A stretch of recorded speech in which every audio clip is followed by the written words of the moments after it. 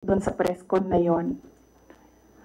Iniimbestigahan nila ang threat ko, no, pero they've not ever investigated threats against me, which are all documented, but we do not give them the information because we don't trust them at all. Last two questions right there for you.